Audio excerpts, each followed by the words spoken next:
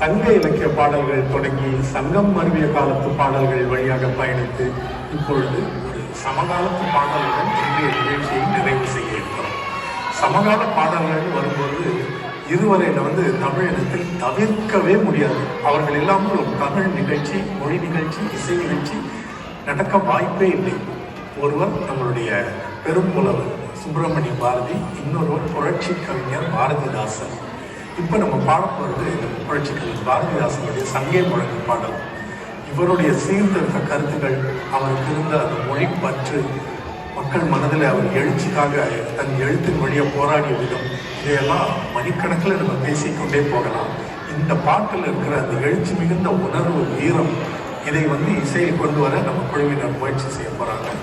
சங்கே முழங்கு பாடலை புதிய வடிவத்தில் இப்பொழுது நீங்கள் கேட்கலாம்.